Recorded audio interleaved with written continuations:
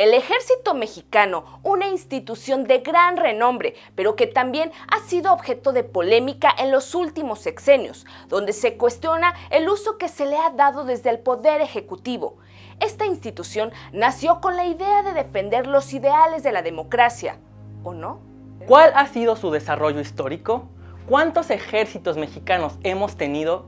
¿En cuántas tragedias y represiones se ha visto envuelto?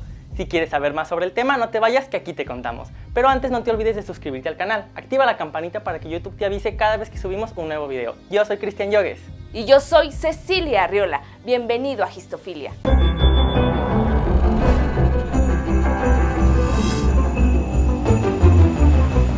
Contar la historia del ejército mexicano desde sus antecedentes más remotos implica un recorrido de la misma historia de México, que va desde la conquista española a la independencia, las múltiples intervenciones extranjeras, la Guerra de Reforma, el Porfiriato, la Revolución Mexicana, el México contemporáneo y la salida del ejército a las calles en la defensa y en la confrontación con civiles y con grupos delictivos, su asociación con estos y su ayuda en los desastres naturales que han asolado al país.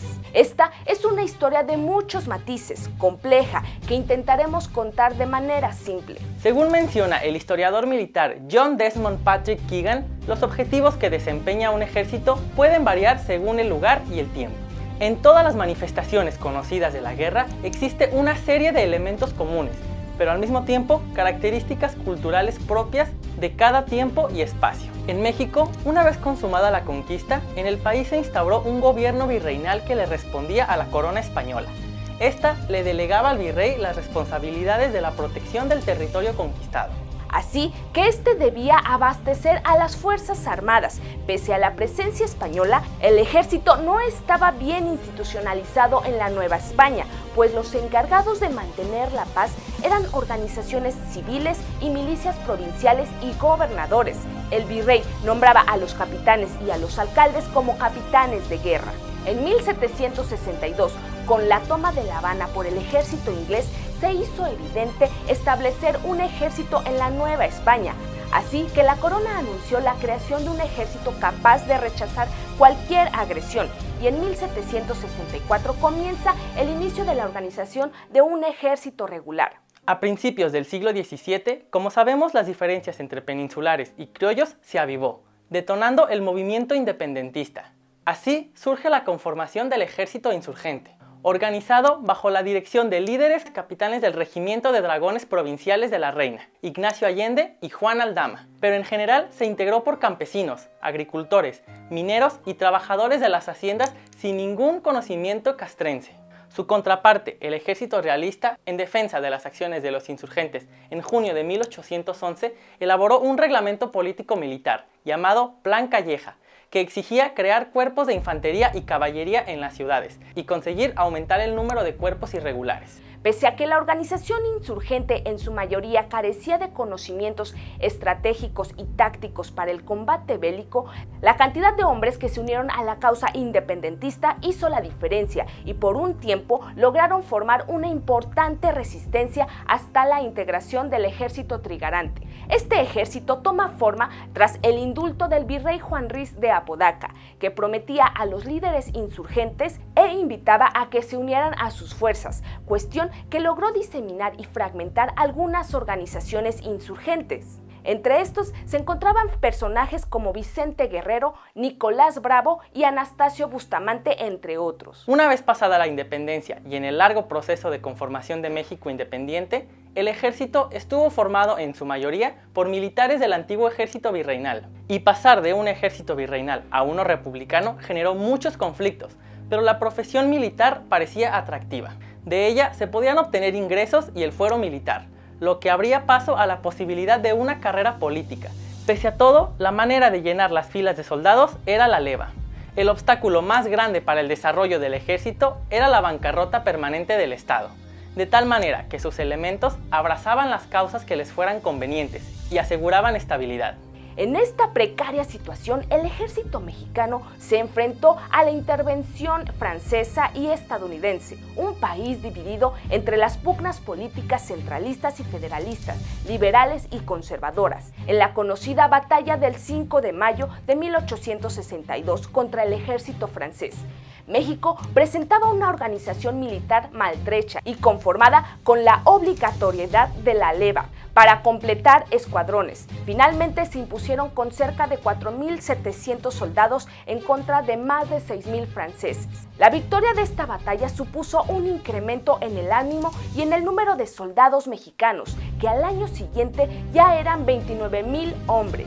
Hablar del ejército en esos años nos remite a un personaje con un fuerte peso histórico, el general Porfirio Díaz.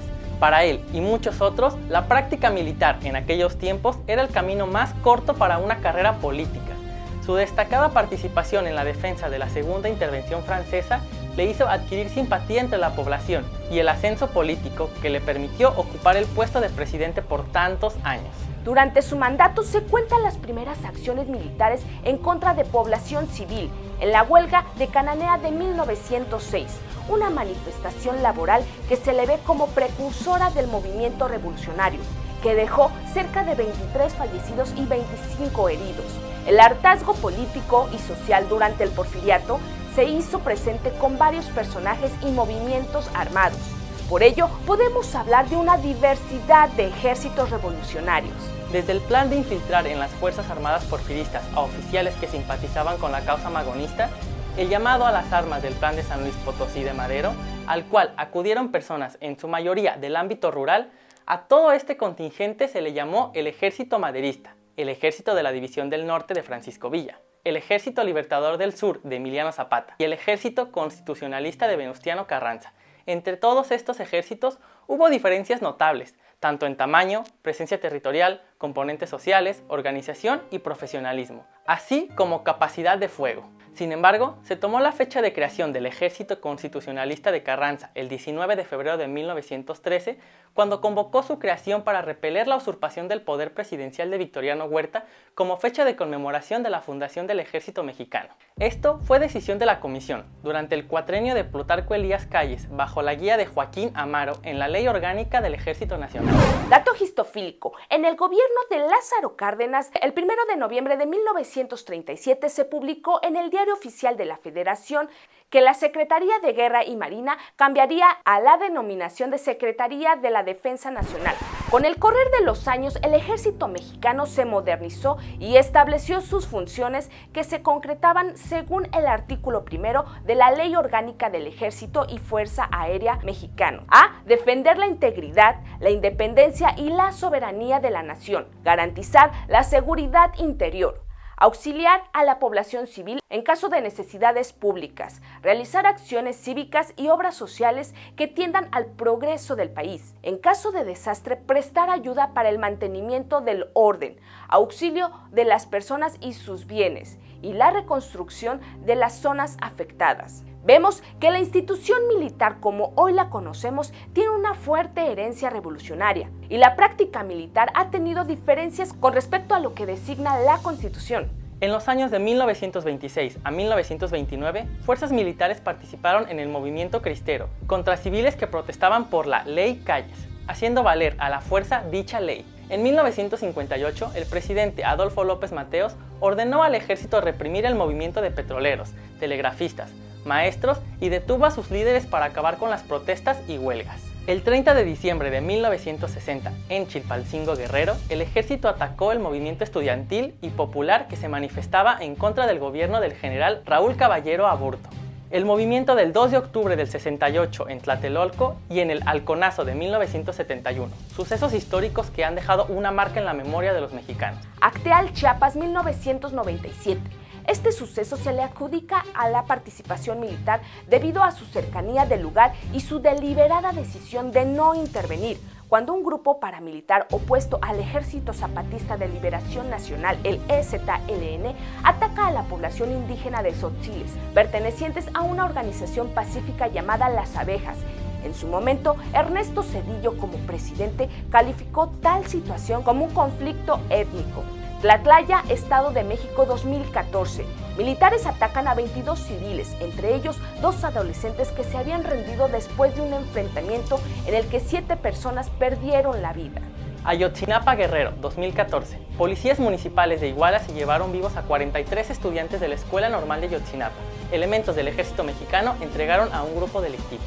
La iniciativa Mérida, que inició en el año 2006, se tradujo en la salida a las calles del ejército desde el gobierno calderonista para entablar una lucha interminable contra grupos delictivos, que significó la irrupción del ejército y la marina, que se ha prolongado en las subsecuentes administraciones, con la aprobación del Congreso Ley de Seguridad Interior, hasta el presente sexenio en donde se crea la Guardia Nacional, que renueva las acciones militares de sexenios anteriores con otro nombre. La Constitución, en el artículo 129, establece las restricciones de las acciones militares a que, en tiempos de paz, ninguna autoridad militar puede ejercer más funciones que las que tengan exacta conexión con la disciplina militar. De esta manera, el Ejército Mexicano queda encargado de la seguridad nacional, que se refiere a la defensa del Estado mexicano ante amenazas externas, y la seguridad pública les compete a las instituciones de carácter civil, como lo es la Policía Federal y la Policía Local. Pero vemos con estos ejemplos antes mencionados que la realidad es totalmente diferente. Sin embargo, la historia no es blanco o negro. La institución militar ha tenido también funciones humanitarias, que sin duda contrastan radicalmente con estos sucesos. Muestra de ello es el apoyo humanitario del ejército en casos de desastres y terremotos, como los temblores en la Ciudad de México, donde la ayuda militar en conjunto con la civil hizo una gran diferencia. La creación de la FACD, la Fuerza de Apoyo para Casos de Desastres del Ejército Mexicano, en el año 2000, surge como respuesta para atender con ayuda militar los casos de desastres naturales en cualquier parte del territorio nacional, y se ha presentado en terremotos e inundaciones ayudando y salvando vidas, lo cual es y debería ser su principal función. Cuéntanos qué te ha parecido la breve historia de nuestro ejército mexicano. Sin duda es mucho más que compleja y vinculada estrechamente con el devenir histórico del país. Y si el tema te ha gustado, sigue buscando historias, porque la curiosidad no acabó con el gato. Lo hizo más sabio. Vuelve a Histofilia y no te pierdas el siguiente video. Suscríbete al canal, comparte con tus amigos y sigamos viajando juntos por la historia.